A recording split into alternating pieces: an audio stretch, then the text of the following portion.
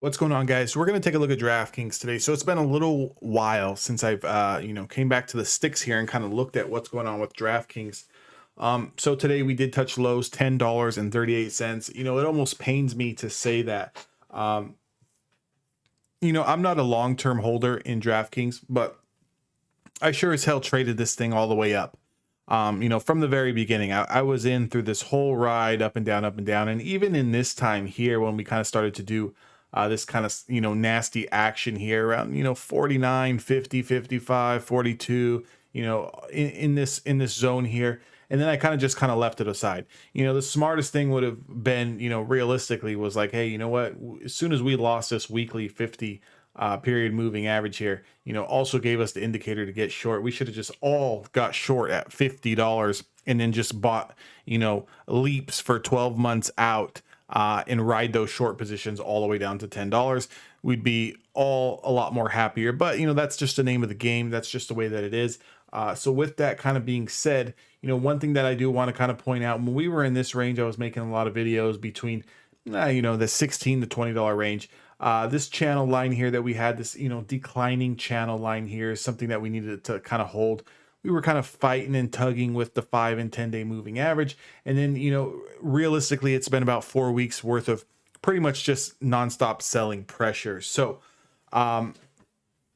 it's not just DraftKings. So, don't feel bad. I understand, I understand the company. I understand the future. I understand the potential, right? But it's a time right now where we're in a nasty bear market, and there's a lot of stocks that are getting reset. So it started with the small cap stocks and the high growth stocks, but every sector is being hit right now, with the exception of energy and oil and gas. Every sector, from the mega caps, big granddaddy of them all, the Apples, the Microsofts, the Amazons of the world, they're all getting reset in this bear market. And so is DraftKings, and it's very unfortunate because, as much as some of the companies, some of these, retail favorited, meme stock companies don't deserve and never deserve to be as high as they were trading. There's some legitimate companies out there that are definitely getting sold off, right? So with that being said, let's kind of take a look and see, what are we really looking for here? Should you be buying DraftKings? Should you stay away from it? Should you be averaging down? I definitely think that if you are a long-term investor, meaning that, you plan on holding DraftKings for the next 3 to 5 years, bare minimum, then you need to be dollar cost averaging down. If you're out of bullets, meaning you have no more free cash to dollar cost average down, go get a side job. Go get do a side hustle, save your change, collect cans, do Uber, do DoorDash, do some freelance gig work online, something like that. But get some cash together and start accumulating more shares.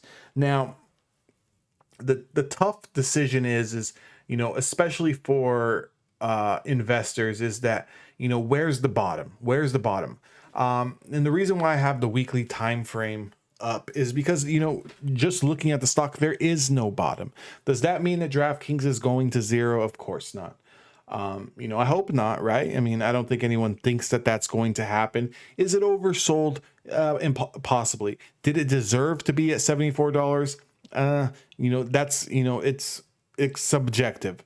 But I don't think that it belongs at 10. I think that, it should be a little bit higher.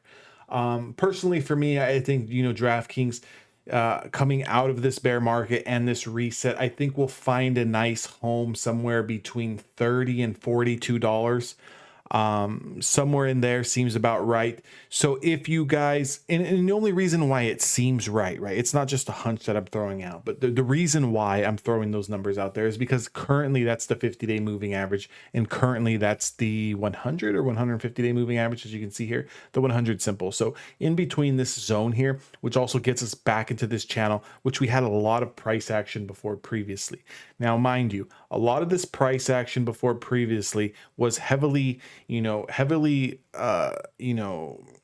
a lot of speculation, a lot of hype, a lot of FOMO, a lot of poor judgment buying from a lot of people just because, stocks going higher, stock markets, all-time highs, I need to buy, I need to buy, I need to buy. And then you kind of, get into, the bigger picture here where at the end of the day, you know, did it really belong to be up there in the first place? Maybe it did, maybe it didn't. So let's kind of just get into some meat and potatoes here. Before DraftKings actually can do anything, right?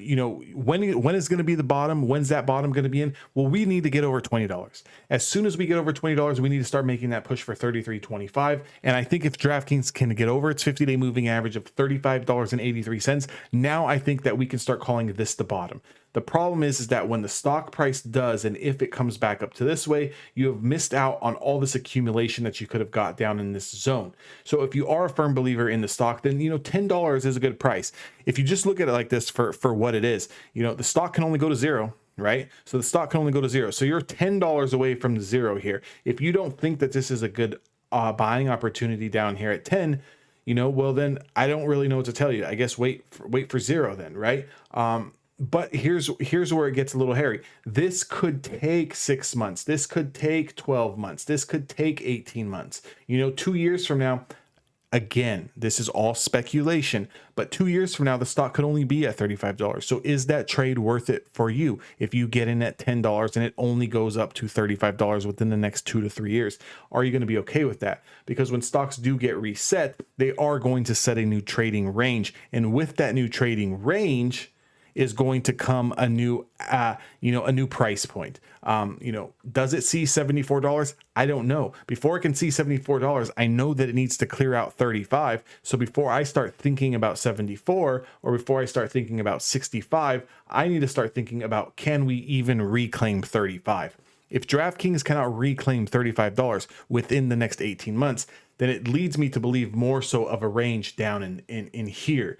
And that's not the range that, I know a lot of you guys want to hear, but it's the reality of things. Now, when things do come out of this bear market and things do start to turn around, they can turn around very, very aggressively. A stock like DraftKings can move up 10, 15% in a day. So you start building on those 10% days, a 10% day here, 10% day there, 10% day there. And, next thing you know, you are back into that $20, $25, $27 area again, and you're going to wish that you had some shares down here at around that $10 area.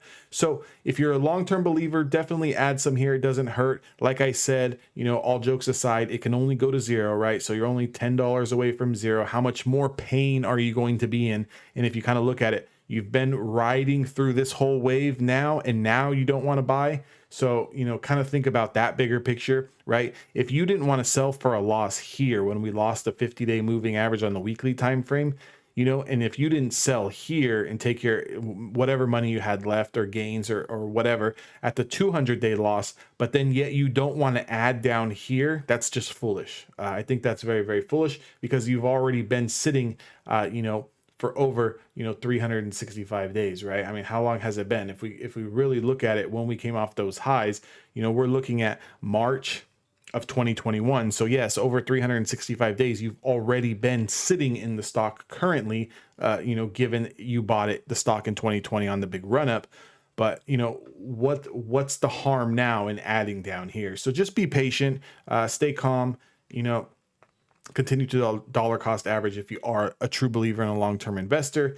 Bear markets, they don't last forever, right? Is there some pain for a while? Absolutely, but they do not last forever. With that being said, guys, make sure to subscribe to my YouTube channel, join my Discord, and I'll see you guys all in the next one.